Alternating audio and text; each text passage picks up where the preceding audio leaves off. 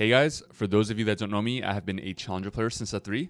In this video, like always, I'm going to be giving you guys a concise explanation on how to play in patch 14.9b if you want to climb. So there were recently a few notable system changes. They basically brought down the 4-cost odds at level 8 and 9, making it a little bit harder to hit those 2-cost units. They increased the player damage, accelerating the pace of the game, and they also increased the required gold to go 9. This means that a lot of games you're going to end the game at level 8 instead of 9, so you're going to be donkeying at level 8 to try to hit every single 4-cost unit you could get. This makes the meta a level 8 meta, and there are 5 different comps in my opinion that you can play at level 8. It's going to be Sage Sylas, Faded Syndra, Ashe Porcelain, Keima Trickshot, and Heavenly Dragon Lords. I think that at stage 2, you sort of already have like an idea of what your late game comp is going to be in the current meta, depending on your opener and your items. So for example, if you're playing like a Story Weaver opener, let's say you have AP items and you're probably itemizing the Zyra, you're most likely just playing into Sage Sylas or like some pivot into like an AP board. If you're playing around the Sivir, you're itemizing her with like Last Whisper, you're open to both Keima and Ashe. If you end up having to slam the Rage Blade, you're probably just Ashe. So yeah, it sort of just depends on your opener, but late game, like the roll down, during the roll down, it's pretty important to just pick up every single 4-cost unit that you hit. So for example, let's say like you're playing Keima Trickshot, you find like a random Nautilus, you're probably just playing the Nautilus, bro. You could probably play like Nautilus Jax and flex in like Ink Shadow with Udyr or something. It's actually like a very flex meta. Okay, it's flex in the sense that on your level 8 roll down, you could play like any 2-star 4-cost that you hit. But I would say the meta is not flex in the sense that at stage 2, you generally already know the carry you're going to be playing at level 8. There were a few new artifacts / support items. A lot of them are mid, but there were a few notable ones that you really want to be looking out for. There's Trenchcoat. What this does is basically when the unit dies, it splits into 3. It benefits a lot of units that have like a really strong ability they could use without items. I'm actually not too sure why it's super good on Sylas, but it is. But it's also super good on Lissandra. You get 3 Lissandra ults off, far more items, and you also get an Udyr. He has Giga CC. Mittens is also a pretty notable one. You usually want to stick this onto someone that is like a melee carry. So Gnar, Kayn, Lee Sin, Wukong, and Udyr are all pretty good. The best support item right now is going to be Moonstone Renewer. You basically want to just stick this onto any backline that you know is going to be living a long time. And basically what this does is going to give your frontline a Giga Shield every few seconds. The older ones, some of older ones are still really good.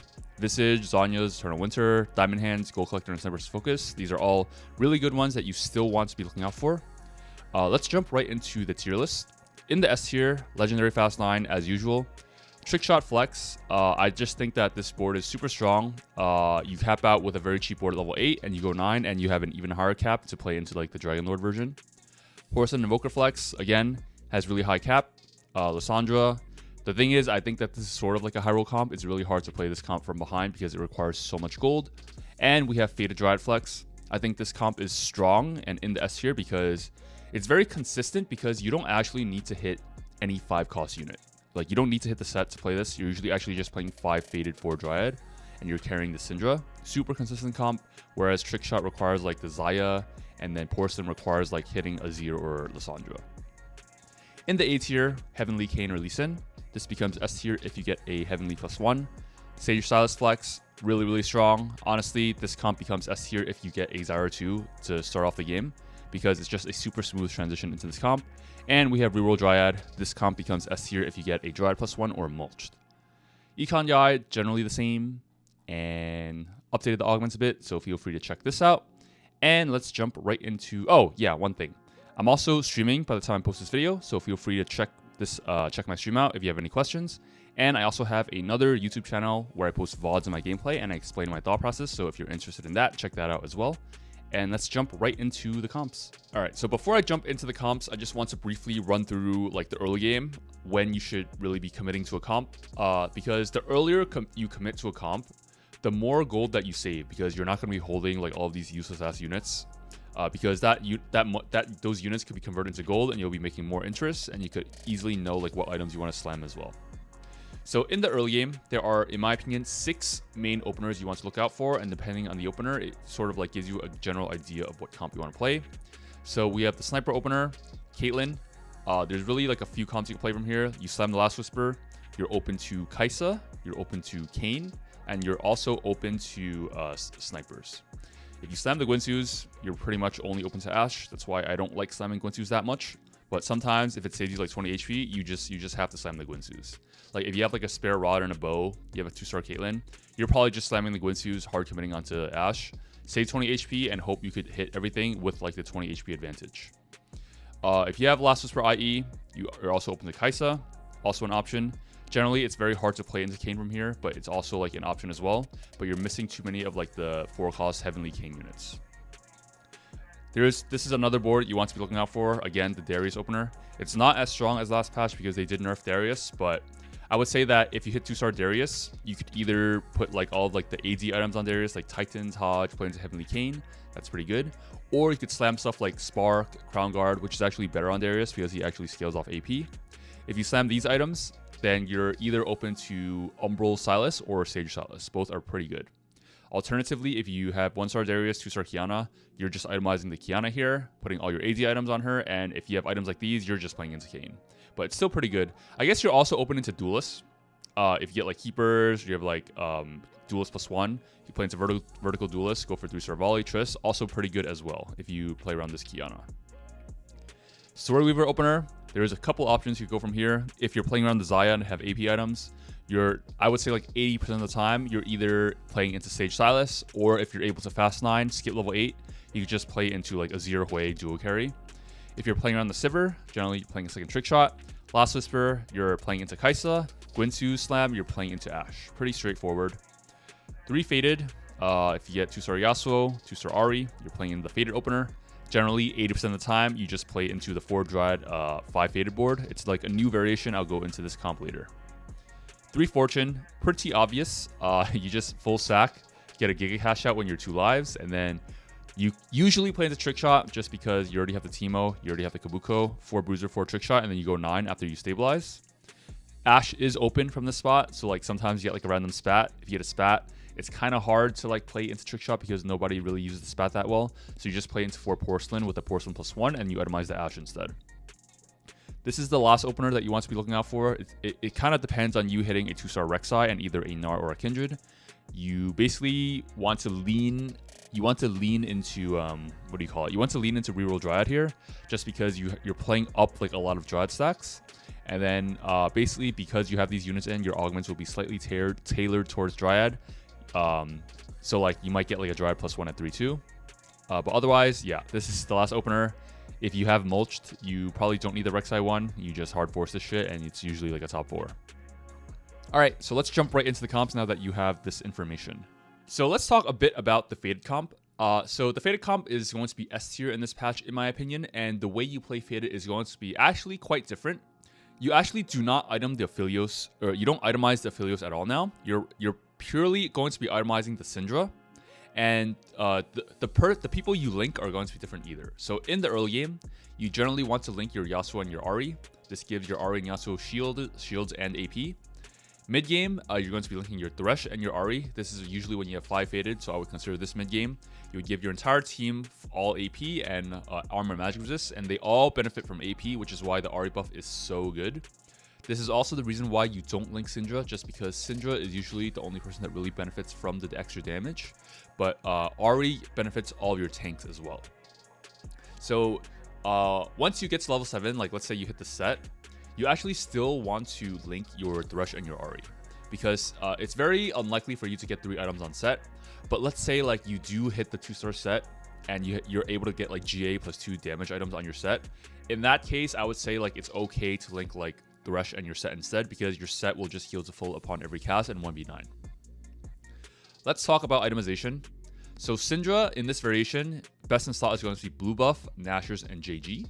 You go JG because if you're linking Ahri, you get like a shitload of AP on your Syndra, and if you're playing 4 Arcanists, you get even more AP. So Syndra doesn't actually need more AP.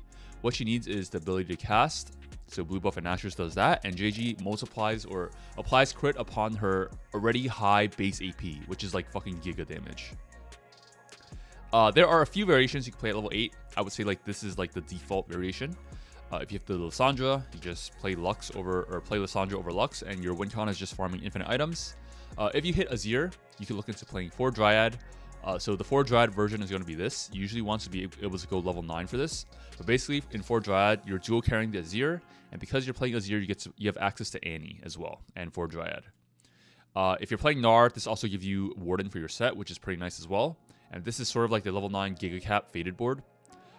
If you get a Faded +1, of course, you want to lean slightly more into 7 Faded, so maybe you don't play Invoker, you probably just drop the Annie, and then you Faded the Ornn. This gives you 7 Faded and 4 Dryad, very, very strong.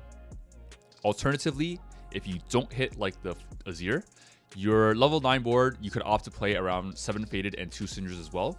2 Syndras is quite good because if you're playing 7 Faded, because all of your units are already getting so much fucking AP, your second Syndra, even with 1 or 2 items, is also going to do like a shitload of damage as well. And you basically have 2 threats instead of 1, really, really strong.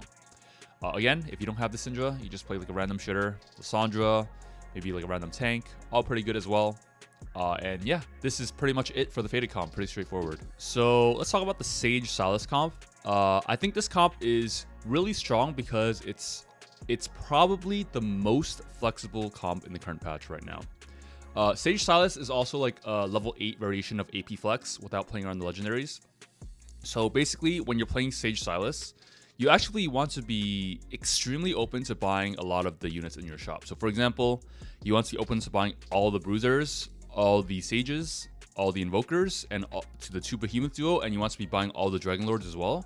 And you actually also want to be open to buying Hwei. You pick up all these units on your rolldown, and you're basically flexing whoever you 2-star on level 8. The default variation is just going to be the 4 Bruiser variant. It's the cheapest one you could make because you're just playing around all these shitters. So 4 Bruiser, 4 Sage. If you don't hit the Wukong, you can just play like a random Dragon Lord or something.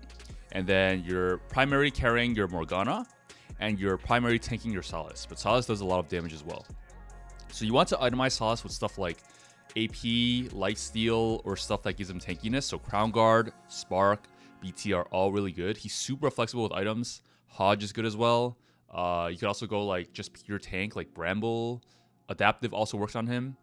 And the good thing about Sage is that because Sage gives AP towards your entire backline, every single unit in your backline will actually do like a lot of damage. So for example, like Zyra is broken. If you have like a Shiv on her, she's going to do like 3k damage out of nowhere because she has like the base 80 AP from Sage. Like let's say you tech in like a random Soraka, she's also going to do a bunch of damage as well. It also fits pretty well into your board. There are a few other variations you could play as well. Like let's say you don't play around the 4 Bruiser. Chances are if you're picking up all the Sages and the Dragon Lords, you might play like a variation like this. I call this like the Sage variant, where you're capping out with 4 Sage. You're only playing around 2 Bruisers. Because you're playing Janna, it opens you up to Invoker, so you get to play an extra frontline like Annie. Annie is also good because like, let's say like, the good thing about Sylas is like, let's say you don't hit the Sylas, Annie is actually like a 1-to-1 item conversion or 1-to-1 item user for Sylas's items.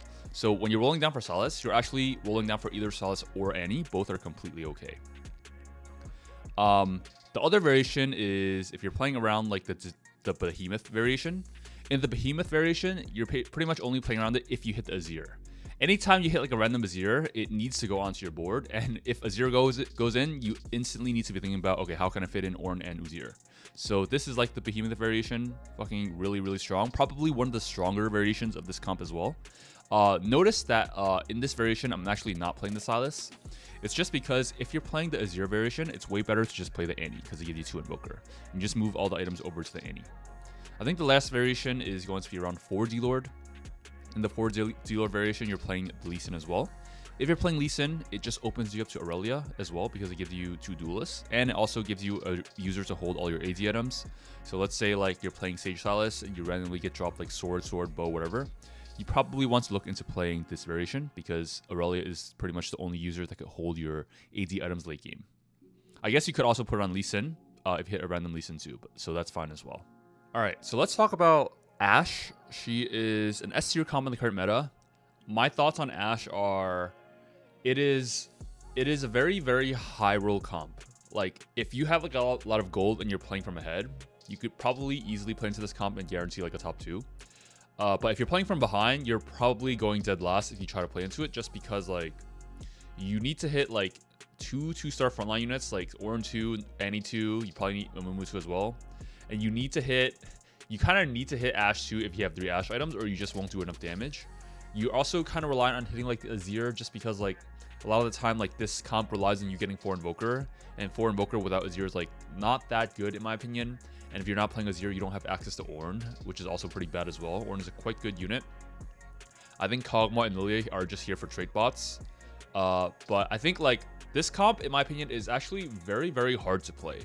The reason why I think that is because you kind of have to, during your roll down, you need to be open to all of these units because there's like 10 million different variations that you need to be open to. I think the skill in this comp is like not really like, I think the skill in playing this comp is knowing how to not go 8th if you miss like your units. Because it's super easy to just like go top 2 if you hit Ashe 2, Annie 2. Pretty straightforward, but if you miss, it's like you're kind of fucked, but you have to think of creative ways to like get like a fit. So in my roll down, I would be open to picking up all the porcelain units as usual. These mythic units are the ones you want to be looking out for. All these invokers, these 3 snipers. You want to be open to picking up these 2 specific wardens, and you also have to be open to picking up Xayah and Kaisa in case you missed the Ashe. So this variation is the main one you play for Invoker. You're primarily tanking your Annie. If you get a porcelain +1, it's going to go on Annie. And you generally want to itemize your Ashe with 3 items. Alternatively, you don't have to play the Ashe. You can just itemize the Lilia if you have 3 AP items as well. This only works if you have the Azir. So I think that when you're playing this comp, you need to be thinking whether or not you want to be playing into 4 Invoker or 4 Porcelain. My thoughts on this are that if you hit the Azir, you're playing into 4 Invoker. If you hit the Lissandra, you're playing into 4 Porcelain. If you had a Porcelain +1, 4 Porcelain, Invoker +1, you have the options of playing into 6 Invoker. So let's say you're playing around the 4 Porcelain variants. You're just playing around Ashe, Lissandra, Lux, and Amumu. Notice here that I'm not actually playing the Kog'Maw. I think if you're playing 4 Porcelain, the Kog'Maw is actually kind of fake. It's kind of like a dead unit, and you kind of already have enough damage with like Lissandra, Azir, Ashe. I think if you don't hit like either the Lissandra or the Azir, you need to be open to playing cheaper boards and playing for 5th. So this is one board variation that I like to play. Here I'm holding all the AP items on my Elune instead because you're a lot more likely to play a 2-star Elune than a 2-star Lilia. It's very hard to hit this unit sometimes. And if you're playing Elune, it opens you up to Sylas, which is a unit that I really like. It combos very well with Tahm Kench for 3 Mythic, and you also get to stack all of your tanky AP items on your Sylas instead of your Annie. But of course, like, let's say you hit 2-star Annie, you're much better off moving these items onto the Annie instead. But like I said previously in the Sage Sylas comp, these 2 units are pretty interchangeable. You could sort of like swap units between them depending on who you hit first. The other variation that not a lot of people play, in my opinion, is going to be the Ink Shadow variants. Let's say like you miss 4 Invoker and 4 Porcelain, and you're playing around the random Senna, but you get like a random Udyr. You could actually play around a board like this: 2 Behemoth, 2 Warden, and you also get access to 3 Ink Shadow. This variation is particularly good if you get like Tattoo of Protection or like a offensive Ink Shadow item for like your Ashe. It gives you an extra item, and this comp is pretty like item hungry because you have so many high value units.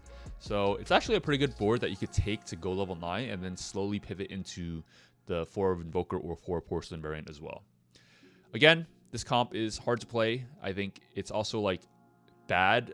Like, it sucks because like this comp kind of needs Guinsoo's on Ashe, and if you slam Guinsoo's early game, you're locked into Ashe, which is why I only like slamming LW. So I'm open to Kaisa on my roll down as well. But yeah, if you slam Guinsoo's, you pretty much just want to default into this comp and then just pray that you hit and hope you top 4. Okay, so the next S tier comp is going to be Kaisa. So the default board for Kaisa is pretty straightforward. Again, I think this comp, the skill is knowing what to pick up if you miss this board. There are actually a lot of different variations to play, and it actually makes this comp way harder than usual to play. But basically, in this comp, you usually don't want to flex the backline. It's usually almost always for Trickshot. There are special cases where you drop down to 2. But for your front line, you have a lot of different options to flex depending on what you hit. So on your level 8 roll down, you need to be open to picking up all of these bruisers, all trick shots. You want to be open to the 2 Behemoth duo. You want to be open to picking up these 3 Wardens and these 3 Invokers. You also want to be open to picking up Ashe in case you missed the Kaisa, Aurelia in case you hit Aurelia 2, and then these 2 Dragon Lords as well. So let's say you missed this board. You have the option of playing 4 Trickshot and playing the Behemoth duo instead. This is good because this gives you 3 Ink Shadow, and then Ornn and Udyr are both very high value units as well. In this variation, I like playing the Sylas because you usually can't play Storyweaver anyway. Sylas is the better bruiser.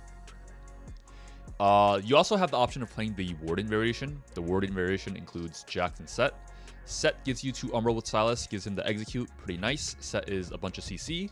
And Jax also has the option to give you an Ink Shadow as well, and he's also a very cheap unit.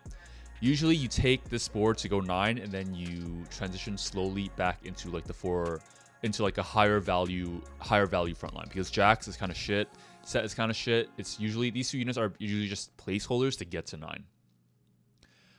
You also have the option of playing into two trick shots, only if you hit the Azir. If you do not hit the Azir, you should almost never drop out of 4 trick shot, because you just lose too much damage. If you hit the Azir, it opens you up to Annie, which is a really strong tank, and Azir just gives you so much more frontline and damage as well. The last variation you want to consider is the 4Z Lord variation. Again, this is why you're open to picking up the Lees. In this variation, again, you kind of lack a little bit of damage, so you kind of need to start everything here. But otherwise, this is like a very high roll variation you play if you hit. But I would just default towards these 3 in my opinion. The last comp I'll be covering is going to be Heavenly. So they changed this comp where the trait only buffs the Heavenly units, which is why, in my opinion, this comp is really only good if you can have a Heavenly +1. That way you could actually primary carry the Kayn, and he gets like a lot more stats. Itemization wise, Kayn really likes Last Whisper, Heavenly Splat +1. The third item could either be healing or GA. If you don't have healing, you really want to fit into Sage somehow, otherwise your Kayn is just going to die. In this comp, you're secondary carrying your Morgana with Morello and your Wukong if you hit him. But otherwise, the units that you want to play are pretty straightforward. You're just playing all the Heavenly units, going for the 7 Heavenly breakpoints. If you don't play around, if you're playing around this comp without the spat, you need to be a lot more open to picking up other units. So for example, I'd be open to all the Heavenly units. I'd be open to these 6 4-cost units, a lot less than the other comps. And I'd be open to all of these 5-cost units for obvious reasons. So if you're playing the non-spat variants, a lot of the times your board is usually going to look like this. You want to stay away from all of the Heavenly units as much as possible, just because they're only going to be buffing themselves more and not as much for like your main carries. And your board might look something like this. How to think about Heavenly is like, if you hit like a 2-star Ornn, you probably want to be playing like the Heavenly Behemoth, so it's going to be Malphite. If you hit 2-star Kayn, you probably want to be playing like the Heavenly Reaper, so it's going to be Kha'Zix, and this is going to be Qiyana, and so on. Once you 2-star everything, you just go 9, and then you cap out with stuff like Rakan, Aurelia. If you hit Aurelia, you don't have to play the Lee Sin. Pretty straightforward. Morello, Morgana, secondary carry Lee Sin. Yeah, that's pretty much it. Alright, so this sums up my flex guide for patch 14.9b. If you guys enjoyed this video, again, would really appreciate it if you guys subscribe to my YouTube channel or check my Twitch channel out. By the time I post this video, I will be streaming. And feel free to check out my other YouTube channel as well, where I post VODs of where I explain my thought process and my gameplay. Yeah, and I'll see you guys in the next video. See you guys.